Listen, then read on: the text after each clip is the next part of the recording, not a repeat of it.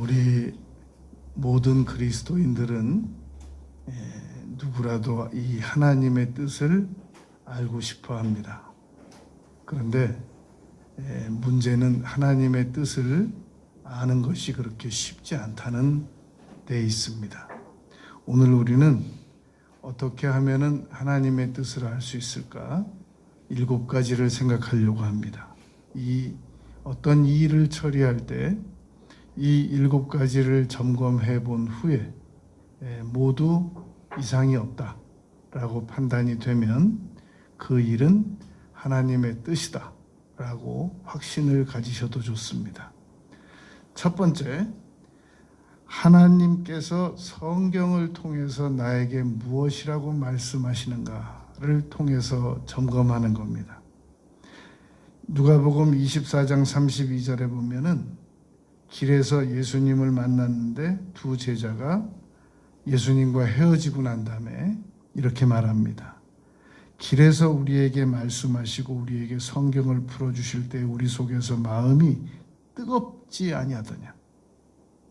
우리는 많은 그리스도인들이 성경을 지식적으로 공부만 하려고 이 힘을 쓰는 경향이 있습니다.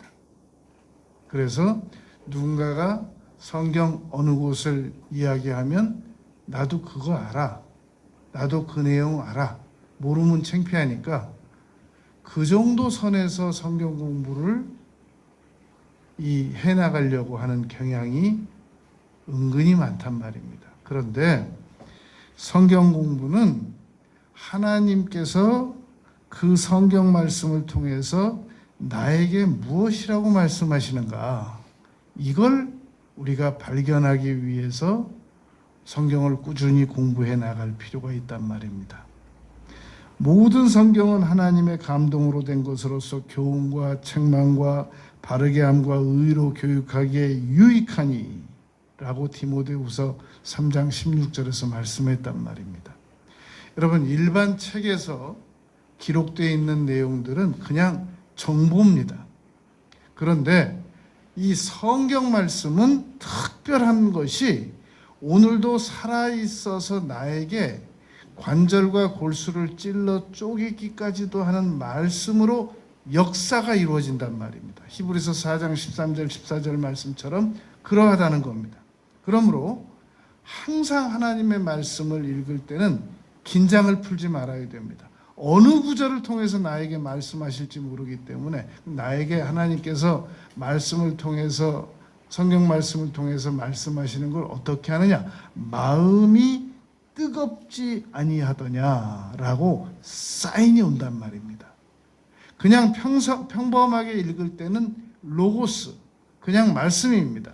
글자입니다. 그런데 하나님께서 나에게 어떤 말씀을 통해서 말씀하실 때는 이 말씀이 네 말씀이야 라고 마음에 감동을 주신단 말입니다. 그것을 신학적으로는 조명하신다 그럽니다. 성령께서 우리에게 조명해 주신다. 창세기부터 계시록까지 모든 말씀은 다 동일한 로고스의 말씀입니다. 지식적인 말씀이란 말입니다.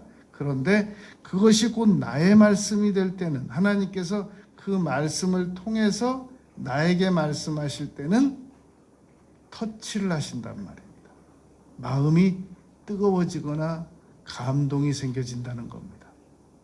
오늘도 마지막에 아들을 통해서 우리에게 말씀하신 이 내용들은 우리에게 오늘도 살아서 역사하시는 말씀입니다. 그러므로 우리가 하나님의 뜻을 분별할 수 있으려면 꾸준히 성경 말씀을 읽어나가야 되는 겁니다. 그리고 성경 말씀을 지금 내가 당장 읽은 말씀이 아니더라도 성경을 나보다 더 많이 알고 있는 목사님에게, 목사님 제가 이런 생각을 가지고 있는데 이 부분에 대한 성경은 어디를 봐야 되나요? 물어보면 되잖아요. 그래서 여러분, 우리가 무슨 사업을 할 때나 사람들하고 거래를 할 때 혹시라도 나의 의도와 상관없이 법률적 저촉을 이룰까 봐 전문적인 변호사님들을 찾아가서 내가 이런 사업을 하기를 원하는데 괜찮겠습니까? 라고 묻잖아요. 돈까지 줘가면서 상담료까지 줘가면서 묻잖아요.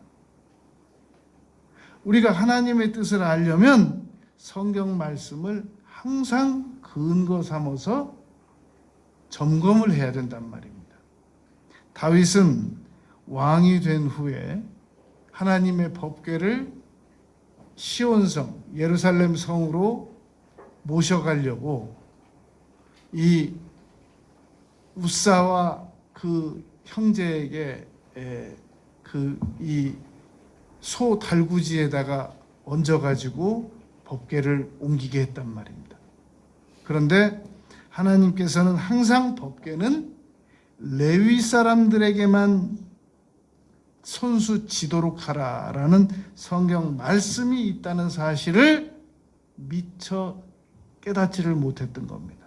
그것은 율법 전문가들이 다윗 왕에게 알려줬어야 되는 거거든요. 또 하나, 다윗이 율법 전문가들에게 물어봤어야 되는 거거든요. 이거 하나님의 궤를 이 블레셋 방식인데 소 달구지에다가 위에 올려서 옮겨도 괜찮겠냐? 하나님의 법에 저촉이 없겠느냐? 무슨 불이익이 없겠느냐? 물어봤어야 되거든요.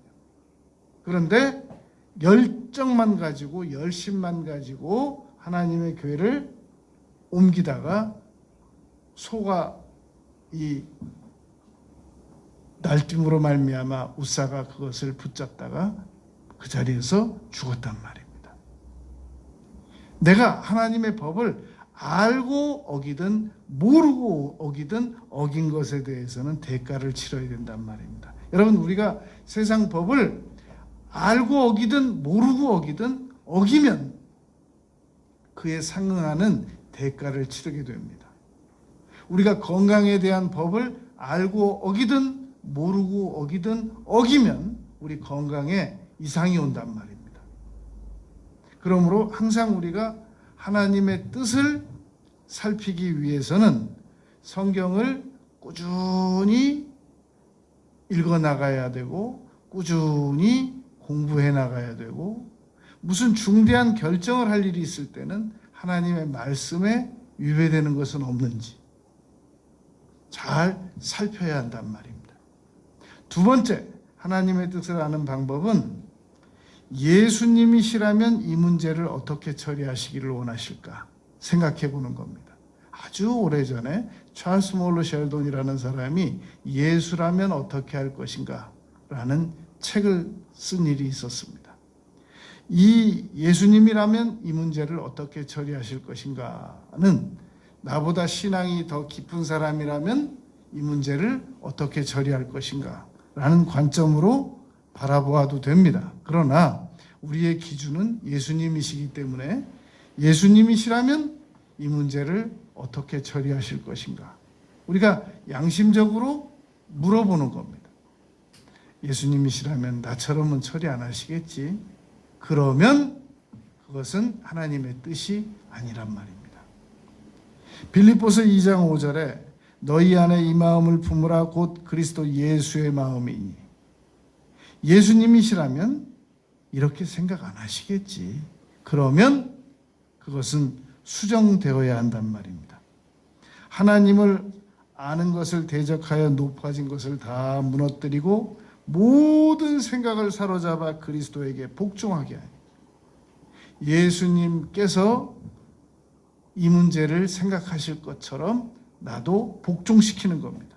무엇을 하든지 말하나 일어나 다 주 예수의 이름으로 하라 라고 예수님께서 바울에 대하여 바울 사도께서 예수님에 대하여 가르쳐 주셨단 말입니다. 그러니까 급할 때 이거 뭐 성경 구절로 일일이 다 점검할 수 없고 그럴 때 급할 때 예수님이시라면 이거 구입할까? 예수님이시라면 이건 먹어도 괜찮다고 그럴까? 예수님이시라면 이런 말에 대해서 그냥 화나는 대로 다 말하도록 허락하실까? 아주 급할 때 여쭤보는 방법이 있단 말입니다. 세 번째, 이 문제에 대하여 담임 목사님이 동의하는가? 질문을 해보는 겁니다. 여러분, 세상에 목사님들은 많이 있습니다만 여러분들의 담임 목사는 한정적이란 말입니다. 여러분들에게 대하여 담임 목사가 아닌 사람들은 여러분들이 문제가 나중에 잘못될 것 같아도 크게 아쉬워하지 않는 경향이 있습니다. 그리고 하나님께서 여러분들에 대하여 항상 중요한 결정을 할 때는 항상 담임 목사를 통해서 감동을 주시는 것이 하나님의 순서의 법칙이란 말입니다. 사무엘하 7장에 보면 2절에 보면 다윗이 하나님의 이 궤를 이제 모셔다 놓고 그 궤를 천막 안에다가 급한 대로 뒀으니까 하나님의 전을 짓기를 원했단 말입니다. 나단 선지자에게 물어봤습니다. 내가 하나님의 전을 짓고 싶다. 나단 선지자가 딱 듣더니 그 참 좋은 생각입니다. 그렇게 하시죠. 그랬는데 그날 저녁에 하나님께서 다시 나단에게 말씀하셨단 말입니다. 왕에게 가서 말해라. 그는 솔로몬은 그는 내 이름을 위하여 전을 건축하게 할 것이다. 저는 7장 13절 너 말고 솔로몬에게 짓게 하겠다. 이게 나단에게 가서 말하라고 하신 말씀입니다.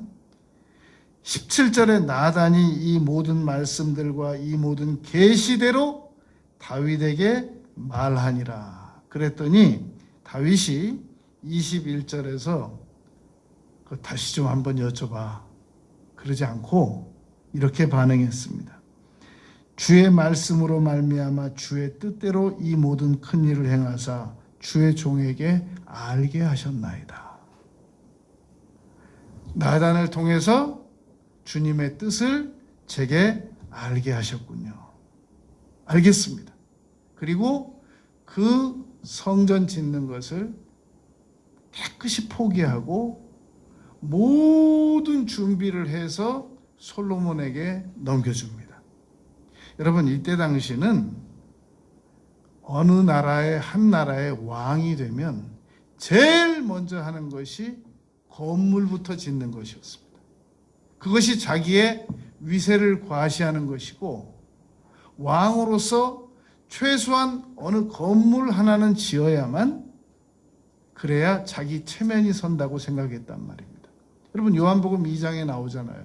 네가 헤롯이거든요. 헤롯이 이거 48년 동안 지은 건물인데 그걸 네가 이걸 헐으면 사흘 동안에 다시 지을 수 있다는 말이냐? 여러분, 그 에돔 출신 그 헤롯 왕도 왕 되자마자 제일 먼저 48년 동안 성전부터 건축했단 말입니다. 다윗이 왜 성전 건축을 안 하고 싶었겠습니까? 그런데 나단 선지자 통해서 솔로몬에게 짓게 할 거야. 그러니까 딱 포기하잖아요. 여러분, 무슨 일이든지 여러분들에게 중요한 일이 있을 때 하나님께서 여러분들의 담임 목사를 통해서 분명히 해야 될 말과 감동을 준비해 놓으셨단 말입니다. 문제는 담임 목사에게 와서 묻기 전에 이미 여러분들이 다 결론을 내렸다는 겁니다. 그래서 제가 여러분들에게 동의를 해줄 만한 것 같으면 가지고 오고, 제가 여러분들에게 동의를 안 해줄 만한 것 같은 경우는 미리 다 처리해버리고 온단 말이죠.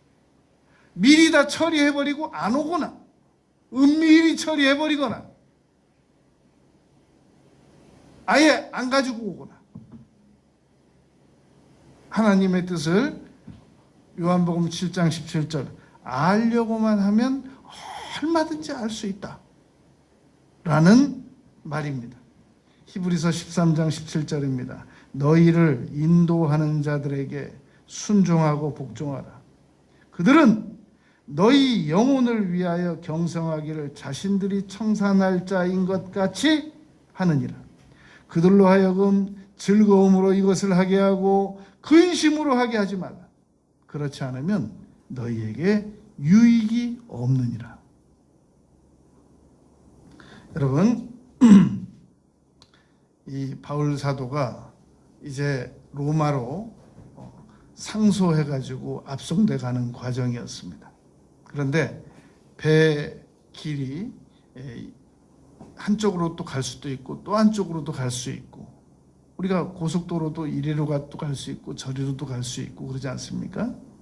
그러니까 바울 사도를 호송해 가던 책임자 백부장이 바울 사도에게도 물어보았고 선장에게도 물어보았고 선주에게도 물어보았습니다. 결론은 어떻게 내렸느냐 하면 백부장이 선장과 선주의 말을 더 믿더라 라고 사도행전 27장 11절에서 말씀했습니다.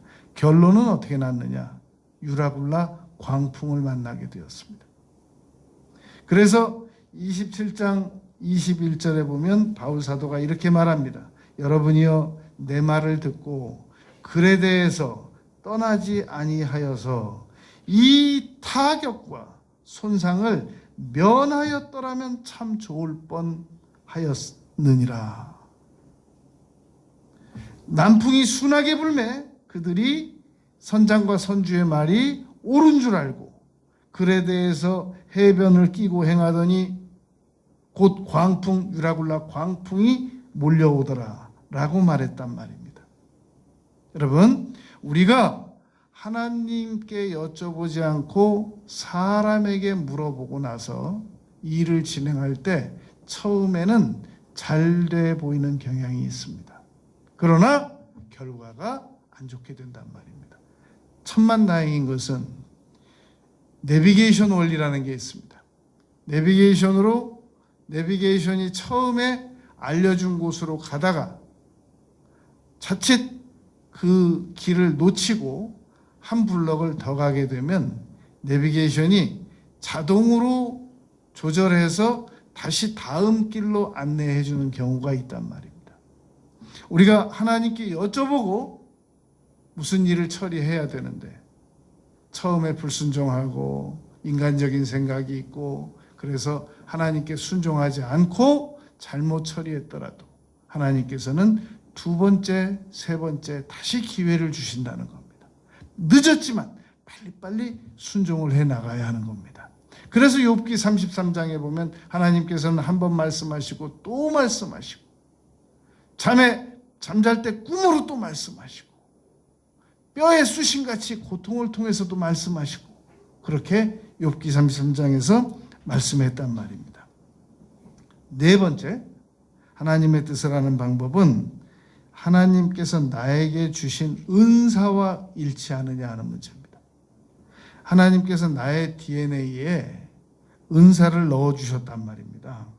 그래서 이 은사를 알아보는 방법은 내가 이 일이 쉬운가, 즐거운가, 보람이 있는가, 행복한가, 이런 쪽으로 결론을 내려서 내가 이 일을 할 것인가 말 것인가를 결정하는데 많은 영향이 차지한단 말입니다. 그런데 오늘날 많은 사람들이 어떻게 결정하느냐? 돈이 되는가?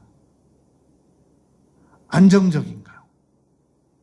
유명해질 수 있는가?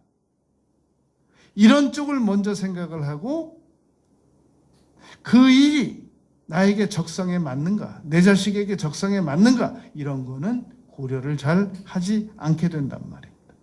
그래서 많은 자녀들이 자기 전공과 상관없는 쪽으로 갑니다. 그리고 결국은 그 전공을 또 다시 바꿉니다. 그래서 시간이 많이 들어가고 오히려 자존감이 낮아지고 실패를 경험하게 되고 그런 세상의 자녀들이 많단 말입니다. 여러분, 만약에 전 국민이 한 가지 일만 한다고 그러면 어떻게 될 거예요?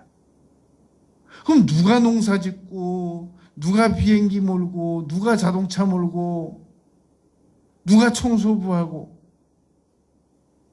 사람들이 전부 하나님께서 그 마음의 소원을 다 각각 주셨단 말입니다. 그래서 고린도전서 7장 7절에 나는 너희들이 다 나와 같기를 원하는데 그러나 그럴 수가 있겠느냐? 하나님께 받은 자기의 은사가 있으니 이 사람은 이러하고 저 사람은 저러하니라. 그러하단 말입니다. 에베소서 2장 10절에 우리는 그의 만드신 바라 그리스도 예수 안에서 선한 일을 위하여 지으심을 받은 자니. 여러분, 그러니까 우리 자녀들을 이렇게 잘 보고 우리 자녀들에게 어떤 일을 시켜야 되느냐 하면은 얘가 어떤 일을 제일 즐거워하나, 얘가 어떤 일을 할 때 제일 행복해하나, 얘가 어떤 일을 할 때 가장 보람 있어 하는가, 이걸 예의주시해야 됩니다. 너는 잔말 말고 요즘 트렌드가 이러이러하니까 이거 가. 그렇게 해가지고 자녀들을 아주 망가뜨려 놓은 부모들이 세상에 무지하게 많습니다. 야, 그거 해서 밥벌이 되겠냐? 아주 이 자녀들을 하나님의 은사와 방향에 상관없이 망가뜨려 놓는 부모들이 많이 있단 말입니다. 야, 우리 집안에 지금 다 체면 유지하고 있는데 너 지금 그거 해가지고 누구 지금 집안 망신 주려고 그러냐? 이렇게 결정하는 것은 하나님의 뜻과 상관이 없이 결정해 버릇하는 것이란 말입니다. 로마서 12장 6절 우리에게 주신 은혜대로 받은 은사가 각각 다르니. 다섯 번째, 하나님의 뜻을 아는 방법입니다. 이 일이 내가 나서야 될 일인지 안 나서도 되는 일인지 점검을 해봐야 된단 말입니다. 너무나도 많은 사람들이 자기가 나서야 될 일이 아닌데 함부로 나서서 막 전권을 휘두르면서 일을 처리해내는 경향이 있단 말입니다. 왜 그 일에 나섰냐고 물어보면은 그 나름대로의 이유를 가지고 있지만 정확하게 나중에 분석을 해보면 그건 그 사람이 나서야 할 일이 아니었던 거예요. 너무나도 많은 경우 내가 나서야 될 일이 아닌데 나서는 경우가 있단 말입니다. 요한복음 21장 20절에 보면은 이 사도 요한이 앞으로 어떻게 될 일에 대하여 예수님께 베드로가 여쭤봤습니다. 그랬더니 예수님께서 단호하게 말씀하셨습니다. 내가 다시 올 때까지, 재림할 때까지. 그때가 초대교회 때니까 예수님 때가 AD 30년 때거든요. 예수님 지금 2022년인데 아직도 안 오셨잖아요. 2000년 후에 내가 다시 올 때까지 그를 그냥 머물게 살게 했다고 할지라도 그게 너하고 무슨 상관이야? 왜 사도 요한하고 너하고 왜 비교하냐? 이건 네가 나설 일이 아니야 라고 베드로에게 꾸중하셨단 말입니다. 여러분, 우리가 세상 살다 보면은 정말 나서고 싶은 일을 많이 있습니다. 냉정하게 생각해 보는 거예요. 이건 내가 나설 일이 아닌 거예요. 그건 하나님의 뜻이 아닌 거란 말입니다. 로마서 14장 4절에 남의 하인을 비판하는 너는 누구냐? 로마서 14장 10절 13절 내가 어찌하여 내 형제를 비판하느냐? 그런즉 우리는 다시 서로 비판하지 말고. 비판하는 것도 내 일이 아니래요. 비판도 꼭 해야 되는 사람이 있는 거란 말입니다. 그러니까 항상 하나님의 뜻을 분별할 때는 이 일이 내가 해야 될 일이냐, 내가 안 해도 되는 일이냐, 이 일이 내가 나서야 되는 일이냐, 내가 나서지 않아도 되는 일인가, 그걸 점검해 보면 하나님의 뜻을 분별할 수 있단 말입니다. 여섯 번째, 하나님의 뜻은 확신과 평안함으로 다가옵니다. 하나님의 뜻은 내가 그 일을 처리했을 때 뒷맛이 개운해요. 확신과 평안함이 다가옵니다. 그런데 하나님의 뜻이 아닌 경우에는 항상 불안합니다. 이 일을 처리해놓고도 불안하고, 이거 내가 잘한 건지 못한 건지 계속 불안해요. 고린도전서 14장 33절 하나님은 무질서의 하나님이 아니시오 오직 화평의 하나님이시니라.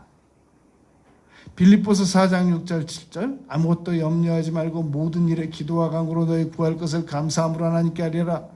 그리하면 모든 지각이 뛰어나신 하나님의 평강이 너희 마음에 함께 하시겠다 라고 말씀하셨단 말입니다. 항상 불안해요.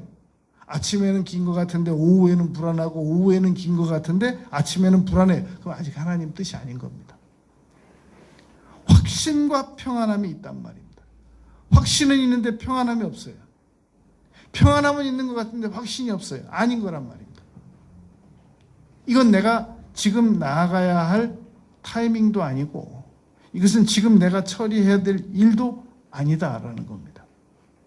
끝으로 하나님의 뜻을 아는 방법, 환경을 자세히 살펴보는 겁니다. 환경을 자세히 살펴보니까 항상 무조건 평안해야만 환경이 하나님의 뜻이라는 건 아닙니다. 사도행전 23장 10절에 보면은 예루살렘에서 바울 사도가 체포돼 가지고 큰 분쟁이 생겼습니다. 그러니까 예루살렘에서 바울 사도께서 이방인을 성전에 데리고 들어가지도 않았는데 들어갔다고 에베소스 사람을 데리고 들어갔다고 오해를 받아가지고 바울 사도가 아주 그 폭력에 희생될 뻔했단 말입니다. 그때 이 백부장이 이 바울 사도를 그들로부터 이 체포해가지고 영내로 데리고 들어가서 거긴 일반 군중이 로마 군사들이 있는 곳이니까 못 들어오니까 분리시켰단 말입니다. 큰 분쟁이 생겼는데 그날 밤에 주께서 바울 곁에 서서 이르시되 말씀하셨습니다. 담대하라. 내가 예루살렘에서 나의 일을 증언한 것 같이 로마에서도 증언하여야 하리라. 이렇게 분쟁이 일어났는데도 오히려 바울 사도를 하나님께서 로마군에게 체포당하게 하셔가지고 예루살렘의 동족들로부터 보호하는 경향이 있단 말입니다. 반면 아주 환경이 평안하고 조용한데도 얼마든지 하나님의 뜻이 아닐 수도 있단 말입니다. 그러니까 환경을 살피라는 것은 이 환경을 통해서 하나님의 뜻이 나타난다라는 말입니다.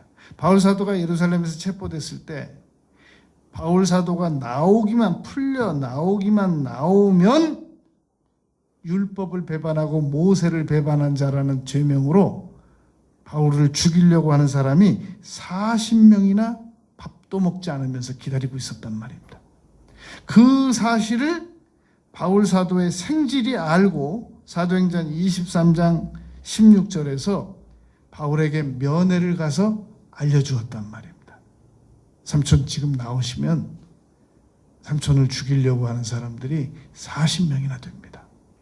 그러니까 백부장에게 안내를 받아가지고 그 사실을 얘기하니까 바울이 그 체포된 상태에서 풀려나지 않고 가이사라로 가서 2년간 머물러서 거기서 또 풀려나면 유대인들이 또 린치를 가할 것이니까 로마로 가서 상소해가지고 황제에게 재판받을 그런 시민권이 있었단 말입니다. 그래서 그리로 간단 말입니다. 이렇게 환경적으로 인도를 받아서 위험도 피해 나가고 환경적으로 계속 막혀서 하나 이루어지는 것 같으면 또 안 되고 또 하나가 막히고 또 하나가 또 되는 것 같으면 또 하나가 막히고 환경적으로 계속 가로막히는 것은 하나님의 뜻이 아니란 말입니다. 바울 사도가 로마 교인들에게 이렇게 말했단 말입니다. 내가 여러 번 너희에게 가기를 원하였으나 그 일이 이루어지지 아니하므로 주께서 허락하실 때 내가 가겠다라고 말했단 말입니다. 여러분 우리가 어딘가 몇 번이고 가보려고 하는데 돌발 상황이 생겨서 못 간 경우가 여러 번 있지 않습니까? 하나님께서 막으시는 겁니다. 환경적으로. 반면 어떤 일은 내가 안 하려고 하는데 그냥 톱니바퀴 물리듯이 착착착착 일이 환경적으로 이끌려 나가는 수가 있단 말입니다. 조심해야 됩니다. 둘 다 조심해야 됩니다. 환경이 착착착착 풀려 나간다고 해서 요나가 다시스로 도망가려고 하는데 다시스로 가는 배가 마침 대기하고 있다고 해서 하나님 뜻이구나 라고 해서 탔지만 큰 풍랑이 와서 결국 요나는 바다 물속으로 던져져야만 했단 말입니다. 그러니까 환경적인 인도가 우선 잘 된다고 해도 그것이 확신과 평안함이 동반되었느냐라는 겁니다.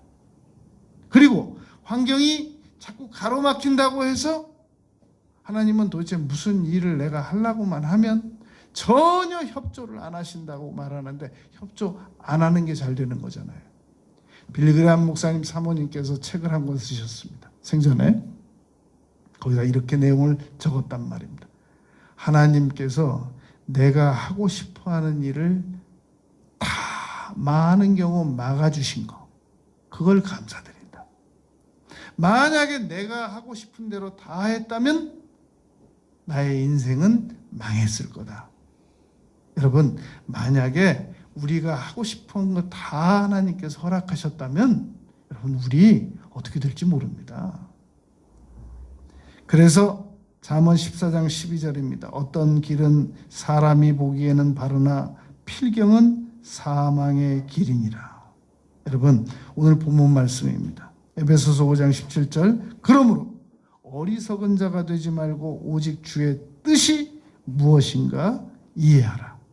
하나님께서 나에 대해서 가지고 계신 뜻이 무엇인가 이해하라는 겁니다. 자꾸 분별해 버릇하라는 겁니다. 그냥 용감하게 앞으로만 나가지 말고, 왜냐하면 이득이냐 손해냐만 생각하면 돼요. 내가 가고 싶은 길이라고 해가지고 막 내가 헤치고 나가가지고 결국은 손해 보려면 그게 여러분 무슨 유익이 있겠습니까? 내가 아무리 하고 싶은데도 하나님께서 너 그리로 나가면 손해야. 그래서 막아주시고 제지해 주셔서 결국은 그 길이 이득이라면 여러분 그게 얼마나 유익한 것이겠냔 말입니다. 우리는 하나님의 뜻을 아는 방법이 절대적으로 분별해야 할 필요성이 있는 것은 손해를 안 보고 이득을 보기 위해서 그러한 것이란 말입니다. 너무나도 많은 경우 진짜 큰 손해는 뭘 손해보는지도 모르고 손해보는 거라고 말하고 제가 누누이 말씀드리지 않습니까? 내가 하고 싶어 하는 거, 그거 욕심 하나를 못 꺾어가지고 큰 이득을 못 누리고 큰 손해가 앞에 기다리고 있는데도 막 나가는 거예요. 하나님의 뜻을 알게 될까봐 막 무서워하고 막 겁내고 막 앞질러 나가는 거예요. 그래가지고 큰 손해를 보는 거예요. 낭패를 당하는 거예요. 왜 그렇게 우리가 무지하고 무모하고 무식하게 사냔 말입니다. 거기다 결단력까지 있어요. 무식 무모한 데다가 결단력까지 있단 말입니다. 나는 한번 한다면 해 그냥. 그러고 그래가지고 큰 낭패를 당하는 거예요. 언제까지 우리가 그렇게 살아야 되겠습니까? 더 이상 손해볼 일을 하지 말란 말입니다.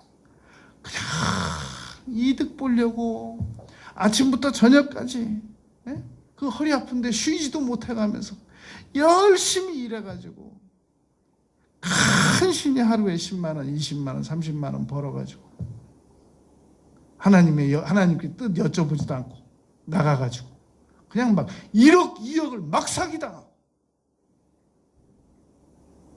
1억, 2억, 3억을 막 손해보고 그 다음날 또 10만 원 벌려고 나가서 일하려고 보세요. 얼마나 세상에 그런 불행이 어디 있어요. 그러니까 하나님의 뜻을 여쭤볼수록 우리는 손해를 당하지 않습니다. 하나님의 뜻을 아는 방법, 늘 환경을 살펴보는 겁니다. 그래서 브레이크가 걸리면 즉시 하나님께 여쭤봐야 됩니다. 하나님 맞습니까? 나가도 됩니까? 아닙니까? 그리고 항상 확신과 평안함이 있는가 살펴봐야 됩니다. 이 일이 내가 나서야 될 일인가? 괜히 잠언 말씀. 무식한 사람은 지나가다가 개의 귀를 잡는다고 그러잖아요. 자기가 나설 일도 아닌데 나서가지고 남의 개의 귀를 잡아가지고 물린단 말이에요. 그리고 치료받으러 다녀요. 이게 하나님께서 내게 주신 은사와 맞는 건가? 왜냐하면 은사 주신 대로 살으라고 은사를 주신 거란 말입니다. 하나님의 은사는 주었다 뺐었다 하는 법이 없단 말입니다. 후회하심이 없단 말이죠. 목사님한테 이거 분명히 말씀드렸나? 목사님이 안 했으면 좋겠다고 말씀하시는 것 같은데 괜히 찾아가지 마. 괜히 안 된다고 그러시면 괜히 곤란하잖아. 그러니까 일을 저지르고 찾아가. 예수님이시라면 이 문제를 이렇게 처리하실까? 요즘 세상에 어떻게 성경대로 다 살아? 참 세상 경험, 우리 목사님 세상 경험이 없어서 그러셔. 어떻게 세상 일을 성경대로 살아가? 말도 안 되는 얘기지. 그래가지고 아주 다 망하는 거예요. 이 7가지를 잘 점검하면 여러분 절대 손해보지 않습니다. 절대 이득 봅니다. 남은 생애를 하나님의 뜻대로 결단하고 살아나가는 우리 모두가 되시길 바라겠습니다.